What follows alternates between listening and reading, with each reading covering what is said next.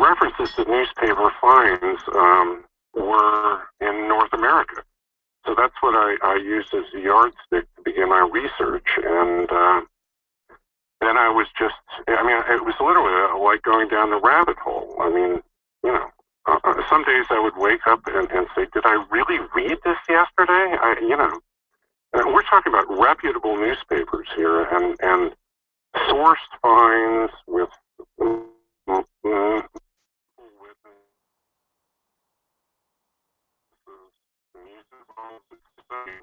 everywhere. So, as an extension to this thing, I'm now looking worldwide at, to try and find the place. I want to read a quote that's in your book, of course, from Abraham Lincoln, which, of course, he spent most of his day in Illinois. The eyes of that species of extinct giants, whose bones fill the mounds of America, have gazed on Niagara as ours do now. What did he mean by that? Well, what he was giving a speech at Niagara Falls, and he was reflecting the fact that in the 19th century, this knowledge of the giants was widespread. In account after account of the 19th century newspaper articles, not only are they detailed, but they imply a familiarity with the subject that has been completely lost in the last 100 years. There's a number of interesting things about that quote. The area that he gave the speech in is very near Dunnville, New York, Ontario. It's right on the line there. And in the book, I talk about a huge 150-acre plus city they found there, with multiple giant burials, houses with chimneys, a blacksmith forge with 2 tons of charcoal, and evidence of gold and silver work. That was on the Grand River. And then further down the Grand River in Cuyahoga, New York, they found what was called the Cemetery of Giants, which were 200 giants they found, 7 to 9 feet. And these finds continued down New York State, all the way down into Florida, and all the way out the west coast, Catalina Island. Richard, were there ever any Native American accounts of giants? Multiple legends of Native Americans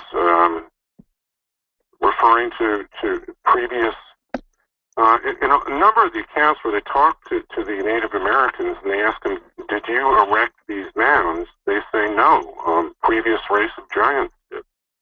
Where'd they go? What happened to them? Pardon me? What happened to the giants? Where'd they go? Well, the mound builder culture collapsed around 1200 AD to 1400 AD, and the Indian accounts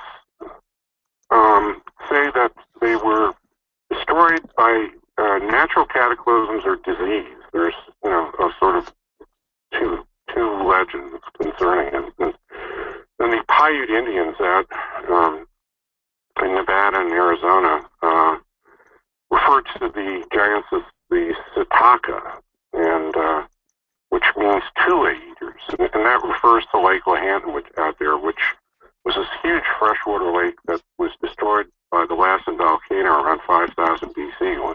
We get into some of the mythology there. The interesting thing, though, is that it's one of the last remnant stories of the giants. They say they drove the last of these giants into Lovelock Cave, where they set them on fire. And we can talk about the finds at Lovelock Cave, but they found it under bat guano out there. University researchers found groups of 6 to 8 foot giants, and so it lends a lot of credence to some of these legends. Let's start with the explorer John Wesley Powell. What was his involvement with this? Well, John Wesley Powell was the first director of the Bureau of Ethnology of the Smithsonian, and in 1879, he issued the first official paper on the subject, which was called On the Limitation of the Use of Certain Anthropological Data. And basically in there, he said that, now Powell was a famous Western explorer, and he was appointed to the position because they felt he had a familiarity with the Indian tribes and had no anthropological background and no training in language or anything else. The paper says categorically that the finds made in America were pertaining to writing or European contact. There's absolutely no proof for it in the official policy, which became the PAL doctrine, was to disallow any evidence of pre-Columbian contacts. And that policy basically is still in place. So constantly in the articles, there's either Smithsonian involvement up front, or the Smithsonian comes out to the find, or the bones are shipped to the Smithsonian. So are you saying, Richard, that most, if not all, of the skeletons of these giants are confiscated, are grabbed, are hidden before anybody gets a chance to really see them? Well, in the 19th century, many of these finds, for instance, the ones in New York I mentioned, created sensation. I mean, people came out to the farm or the cemetery of giants, in many cases unsupervised, and took the skeletons and the bones and the skulls away as souvenirs. Later, there's many cases of the Smithsonian coming out and trying to buy the giant. There was a 9-footer found in San Diego that the Smithsonian bought. Local museums get involved. They get shipped to the local museum, and then the local museum sends them to the Smithsonian. And these things disappear down the memory hole. Wasn't there another researcher who had theories on why these skeletons were being hidden or suppressed all across the country? There's been a couple. I'm not familiar. Who's Herdlichka? Who's that person? He took over in 1903 and at the Smithsonian, and he was the man that came up with the Bering Land Bridge theory. Explain. Which says that all the American Indians came over from Asia and walked. It's a long walk. Yeah. And this was, the linchpin of his theory that made his career. And at that time, they were saying these things were maybe 1,000 years old, and that so physically, you could walk through supposedly Alaska and Canada, even though it had glaciers all over the place.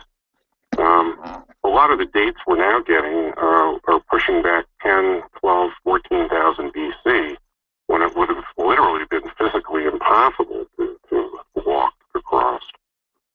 And the mound builder culture itself is distinct from what we think of as American Indian. So, that's part of the problem, is that we have no awareness of the mound builder culture in this country anymore. And we're going to get into this more in depth next hour, Richard, but why the suppression of the skeletons? That's what I don't understand. So why don't you simply say, okay, folks, we had 10-foot to 12-foot giants on this planet, and we've got their bones, and we really don't know what happened to them, but they're gone. Well, you would think that would be the normal response. Yeah.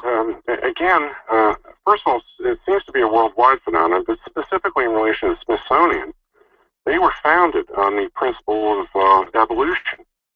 It was the cornerstone of the institution.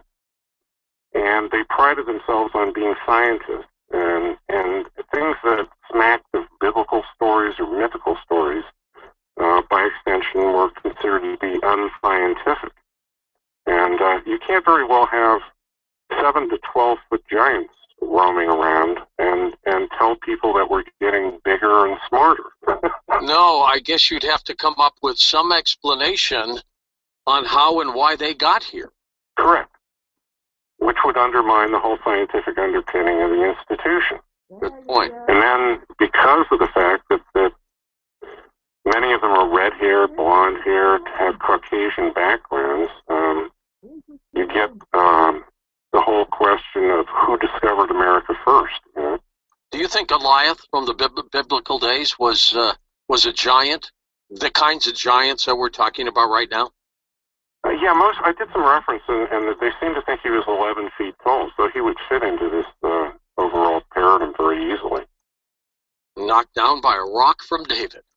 Well, and the other curious thing is, like the Newark earthworks in Ohio, were just all over the state are incredible giant finds up to 10 feet tall. They also, Ohio University has in their collection, which were, again, Smithsonian said they were originally hoaxes, but they've got versions of the Ten Commandments, sacred bowls. I mean, there's evidence all over. I try to include in the book, a larger context for a lot of this, and the stuff that was also found. There's unquestionably Hebrew, Egyptian, Punic, Phoenician, Roman contact all over the place. Being from St. Louis, 35 years that I've been out there, of course, we're close to Alton, Illinois, where Robert Wadlow used to be. He was almost 9 feet tall, died young, of course. Was he just a genetic mutation of nature? He suffered from what they call gigantism, which is a tumor in the pituitary. Okay. And, he needed to push in order to stand up. I think he died when he was 22 years old. Yeah, he was young. These giants that we're talking about are robust physical specimens. In many cases, they say, the person appeared to be, over 50 or 60 years old when they died, and they really haven't done any study, but they're clearly not diseased, they're not tall because they're suffering from a pituitary. Were the giants, Richard, that you were able to find in your research, do you think they were, were they wild people, out of control, cannibals, or, did they have some sense of it? There's evidence to ritual sacrifice, and we can get into that, but when you take a broader look at man builder culture itself, it's extremely pastoral. There's no signs of defensive ramparts. The sacred landscaping of these mounds, there's burial mounds, but then there's these what are called effigy mounds, and they cover the landscape in places like Wisconsin, Minnesota, Ohio, and there's forms of every animal that you can think of. There's human effigies, crosses, all kinds of things. So it seems to have been an agrarian. With some intelligence. They had some intelligence behind them. Yes. Well, I mean, the grave goods, that's another thing that when I reproduce the stories, I don't just give you, they found a giant and he was 8 foot tall. I include, detailed descriptions of the grave goods that are also being found in there. And they constantly are saying that the quality of the pottery is much higher. The copper work, which is voluminous and found in almost all of these mound burials associated with the giants, are of a very high quality. And a number of these giants are covered in copper jewelry, copper bracelets, copper armor, mica.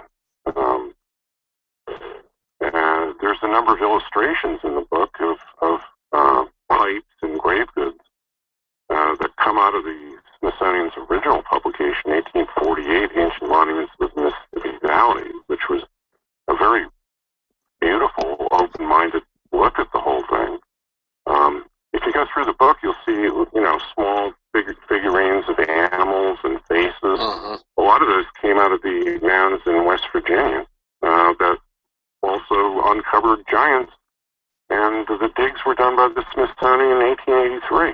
Okay, Richard believes, of course, the Smithsonian has been actively suppressing the physical evidence for at least 150 years about giants. We're going to talk more about the ancient giants who ruled America when we come right back on Coast to Coast AM. I'd like to tell you a little bit about our television program, Beyond Belief, and, of course, free.